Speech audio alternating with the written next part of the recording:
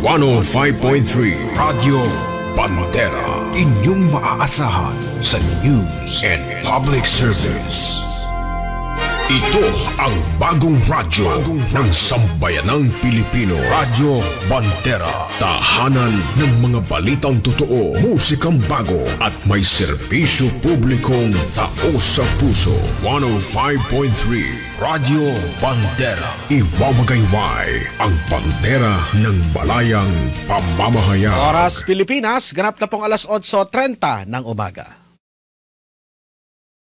Radyo Bandera, Kuskus, Bandera, Kuskus, Bandera. Magkakatid ng impormasyon at mga nagbabagang balita. Tatalakay sa mga usaping pambaya sa ilalim ng nag-iisang bandera ng Republika ng Pilipinas. Ito ang programa maglalahad ng katotohanan. Kukuskusin, babatikusin ang mga pasaway sa gobyerno at sa ating lipunan. Kuskus, Bandera, Kuskus, Bandera. Sandigan ng mamamayan, kakampi ng mga ina. Kuskus, Bandera, Kuskus, Bandera. Natatanging programa sa radyo na nabubuhay sa maalamat na kasabihan ni Attorney Ruben Arcanoy. Ang lungsod na nasayo, maoy makahatag kusog sa demokrasya. Apan ang lungsod nga mapasagaron, maoy makapukan sa atong kagawasan. Kuskus, Bandera! Kuskus, Bandera!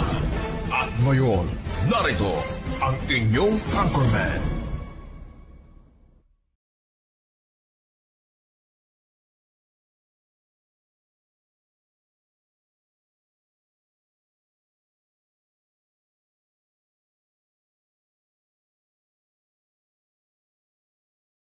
Magandang umaga Pilipinas, magandang umaga Cotabato City at Bangsamoro Autonomous Region in Muslim Mindanao.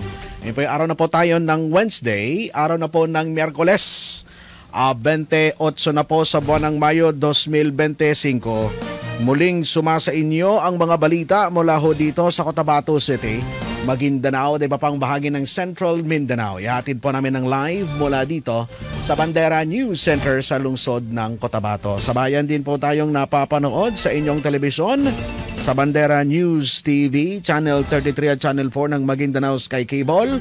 At live din po tayo ngayon sa Facebook page ng Bandera News TV Cotabato. Ako po yung tagapagbalita, Jasper Acosta.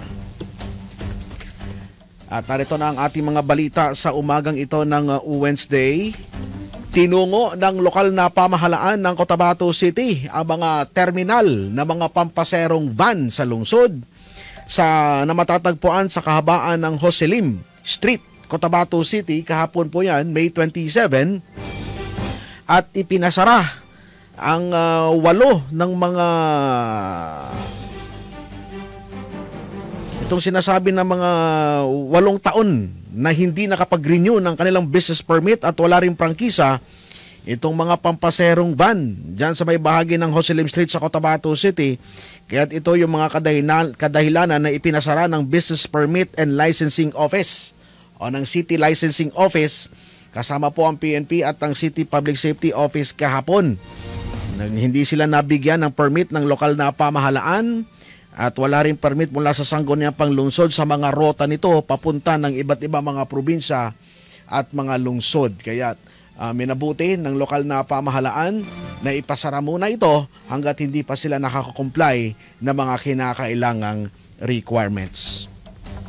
Maliban dito sa pagpapasara ng mga terminal ng van na walang prangkisa at hindi nakapag-renew ng kanilang permit, ay patuloy din sa pagpapatupad ang City TMC, City Traffic Management Center ng batas trapiko, yung pagbabawal sa pagpaparking, pagbabawal sa pagpaparking both sides sa Sinsuat Avenue sa Cotabato City. Ito po ay upang maibsan itong mabigat na daloy ng trapiko sa mga paunahing lansangan. Kaya't marami na rin ho na mga nasampulan itong mga sasakyan dyan sa Sinsuat Avenue. Ito ang takbo ng ating panayam mula kay City Public Safety Officer Albendras Renabor.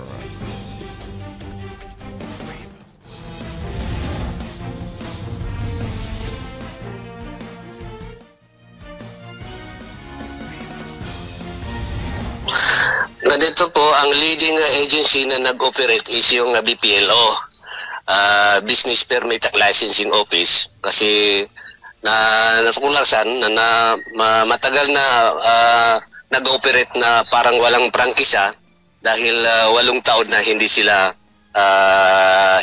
nag-comply sa obligation sa kanila ng BPLO. Okay, so ibig sabihin walang business permit. Ganun po. Yeah, kasi yun ang leading agency, yung BPLO.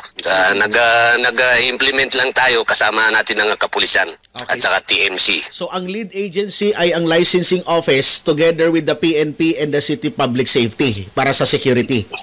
Yes, at saka city engineers. Okay. So 8 taon na pala na nag-ooperate ng walang permit. Then ano-anong mga terminal ho ba ito, sir? Iyon ang ayon sa BPLO na 8 taon, yun yung mga A2G, Kotodo at saka yung Colin yun. Ito lahat ay pampaserong van? Yes po. Nagbabiyahe sa ang mga rota ito, Shelan Mendras? Kung saan-saan sa northbound at saka southbound. Okay. So yung pagpapasara sa kanila, pansamantala lamang ito hanggat hindi pa sila nakakakuha ng permit? Actually, ganun ho yung kalakaran kasi yun ang pagbanggit ng BPLO sa pag-uusap nila ng BPLO at saka yung management. Nakikiusap doon sa on the spot. Sabi ni BPLO, doon na lang magtungon lang kayo sa City Hall at doon natin pag-usapan. Okay. May mga reasons why? May mga dahilan po ba na sinabi yung management kung bakit ganun katagal? 8 taon na hindi sila nakapagkuha ng business permit, sir? Yun ang dapat alamin natin sa BPLO. Pero yun ang pagkasabi sa briefing sa amin ang i-implement natin yung kautusan. Okay, wala namang resistance kahapon sa inyong Wala naman. Tinanggap naman. Okay, so ibig sabihin magsisilbing babala ito sa lahat ng ating mga negosyante na nakatutok ang ating BPLO together with the city government sa mga business licenses ng mga negosyante, sir? Yes po. Katunayan nga, ang BPLO is malaking role yan sa mga business permit. Kagaya ng mga terminal at saka iba't iba pang establishment. Okay. So maliban dito sa usapin ng mga terminal, kamusta naman po yung ating mga operasyon? Nasa ilalim din ho sa inyo ang City TMC, no? Under din sa City Public Safety. Kamusta naman po yung implementation natin ng pagdidisiplina sa mga driver, sir?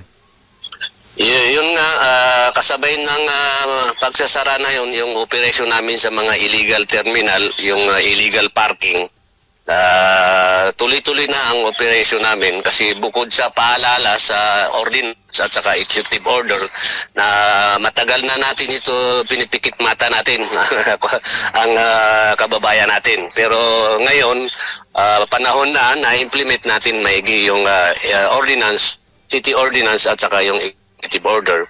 So, nandyan yung CCTV, pati yung kahabahan ng CCTV is i-declare na namin na no parking zone. Okay, so kahabaan ng Sinsuat Avenue, no parking zone sa both sides? Yes po. Nagbibigay lang kami ng panahon na pagbigyan sila. Pero nag-inform na kami sa kanila na huwag na dito mag-parking. Opo. So, ano bang parusa? Magkano bang multa sa pag nahuli? Opo. Depende na yan sa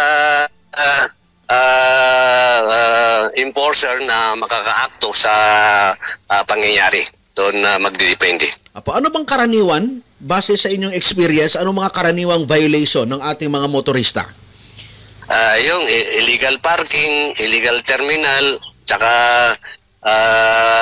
ganoon din sa illegal na pamamaraan kung saan magdaan siya na dapat hindi susuway sa traffic rules. Opo. Dahil ang sabi is masikip na rin yung ating kalsada, pero ganun pa man, meron namang suggestion, meron namang recommendation o plano ang ating city government na magpatayo ng skyway. Magandang idea ba ito, Sir Almendras? Yes po, mayroon tayong plano ng skyway dyan na 7 kilometers yata. At actually na kasama ako sa delegation ni Mayor doon sa Taiwan at nag-iisip na kami at mayroon kaming contact na mga firm na magko-contract niyan. Pinag-isipan pa at kailangan pa namin paupuin ang panibagong Sangguniang Panglungsod. Opo, gaano kahaba yung Skyway at saan magsisimula ito at saan ang kanyang endpoint? 7 kilometers sa I think either route stand hanggang doon sa Esteros. Okay, so magandang idea ito dahil ito na lang ba yung natatanging paraan na nakikita natin upang magluwag-luwag yung ating Sinsuat Avenue, Sir Almendras, itong paglalagay ng Skyway? Yes, ganyan po mag-iisip ang ating butihing mayor para sa kapakanan ng ating syudad. Okay, so mensahe ulit sa ating mga kababayan na sumunod po sa batas trapiko at nakatutok ang ating city government upang mapanatiling mapaayos ito. Go ahead po, Sir Almendras. Yes po, panawagan natin sa kapwa natin drivers na sumunod sa batas trapiko kasi hindi tayo lugi dyan. Kasi kapag natuto tayo sa traffic rules, sumunod, kahit saan tayo mapunta, mapadabaw tayo or maging sa international pa ay hindi tayo ignorante sa traffic. Kaya kailangan talaga na disiplinado tayo sa kahit anong oras na gagamitin natin ang lansangan. Okay, sir. Maraming salamat po at more power sa City Public Safety Office. Thank you po at good morning. Maraming salamat po. Good morning. Yan po si Sir Almendras Trinabor, ang Chief ng Public Safety Office sa Cotabato City sa impormasyong ibinahagi sa atin. Tungkol po dito sa 8 taon na pala na hindi nakapagkuha ng permit mula sa BPLO. Itong mga terminal ng van dyan sa may kahabaan ng Jose Lim Street. Kaya't ipinasara ito ng City Government of Cotabato hanggat hindi pa sila nakakomply ng mga kinakailangang mga requirements. Pinapatupad na rin sa Sinsuat Avenue itong no parking zone both sides upang maging maluwag po yung flow ng traffic. Minabuti rin ito dahil napakasikip na po ng ating kalsada kaya't meron din plano ang ating lokal na pamahalaan na magpagawa ng Skyway. 7 kilometers pala ito. Mula dyan sa downtown hanggang uptown. Ito na kaya yung nakikitang pinakamagandang solusyon. Sa tingin natin, okay ito. Para at magluwag-luwag na yung ating national highway dito sa Cotabato City. At speaking of highway at mga bridges, kahapon si Congresswoman Bay Dimple Mastura ay tinungo rin yung Simoy Bridge. Isa ito sa mga talagang pinapanawagan ng ating mga kababayan na sana'y maayos na itong Simoy Bridge. Dahil nangangamba na itong masira o bumagsak anytime dahil may natatagpuan ng mga cracks. Kaya't mas minabuti ng ating kongresista na tunguin ang lugar at tingnan ang sitwasyon. Narito ang kanyang pahayag.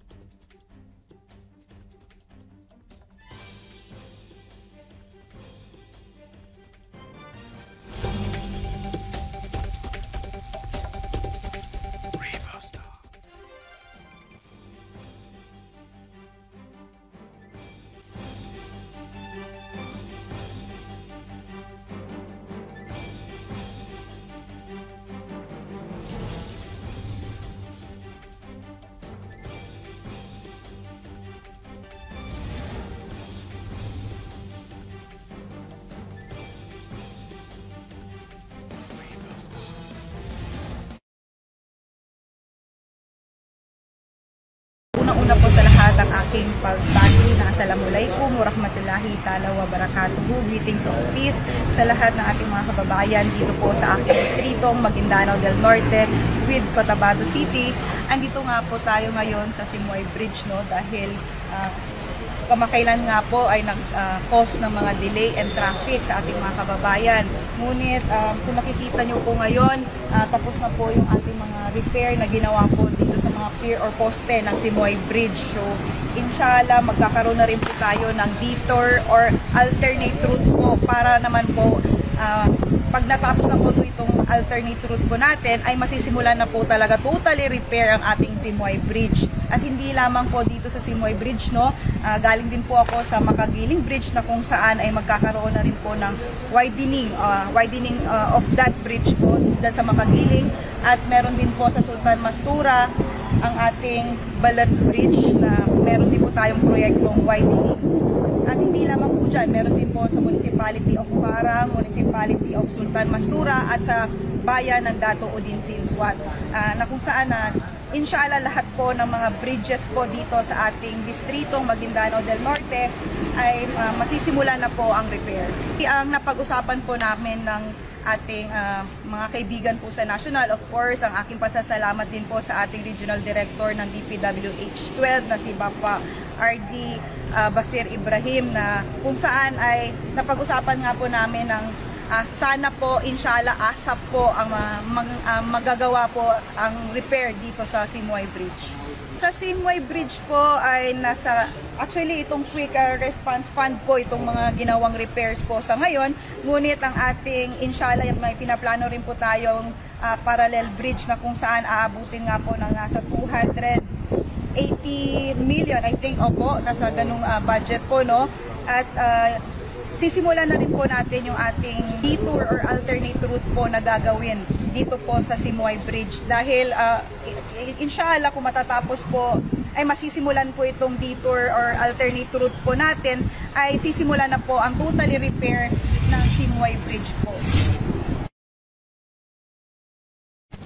So yan ang update mula kay Congresswoman Bay Dimple Mastura hinggil sa sitwasyon ng repair ng Simoy Bridge. At patungo naman tayo sa ilang mga balitang nasyonal. Tiniyak ng Philippine Drug Enforcement Agency ang commitment nito sa panawagan ng Pangulong Ferdinand Marcos Jr. na hulihin ang mga small K drug dealers sa gitna na rin ng pagsunod ng proseso ng batas. Ayon kay PDEA spokesperson Joseph Calukut, dahil sa direktiba ng Pangulo, ipinabatid ni spokesman Calukut na kumikilos na ang PDEA laban sa small-scale drug dealers at inaasahang makapagpalabas sila ng data sa mga susunod na araw. Binigyan diin pa ng PDEA na nakukumpiska ang mga malalaking bulto at halaga ng illegal na droga kumpara sa mga nakalipas na administrasyon. Kaya naman inihayag ng opisyal na pinapaigting pa ng intelligence operations para mas maparami ang mga makukumpiskang mga illegal na droga. Samantala, inilunsad naman ng Department of Interior and Local Government ang Unified 911 Emergency Call System sa Hulyo. Ito ay sa pamamagitan ng naturang sistema, isa na lamang sa emergency hotline na maaaring tawagan ng sinumang nangangailangan ng tulong sa bansa. Sisimula ng inisyal na paglunsad nito sa Ilocos Region, Central Visayas at Bangsamoro Autonomous Region, National Capital Region, gayon din sa mga probinsya ng Cavite, Leyte at Rizal. Target din ng ahensya na palawakin ang sakop ng mga proyekto sa lahat ng mga rehiyon sa Pilipinas. At patuloy pa rin sa ating mga balitang nasyonal, nasa 160,000 ang bilang ng mga kulang na mga classroom sa mga pampublikong paaralan sa bansa. Ayon kay Education Secretary Sani Angara, isang malaking suliranin nito sa pagpapalapit ng balik eskwela sa Hunyo, lalo pat hindi kayang tugunan ng kanilang budget ang tumataas na classroom shortage. Dahil dito ay posibleng magsagawa pa rin ng shifting ang mga klase sa mga public school upang lahat ng mga estudyante ay makapasok sa paaralan. Naktakda na magsisimula ang pagbubukas ng klase sa June 16 at tinatayan magtatapos sa katapusan ng Marso ng susunod na taon.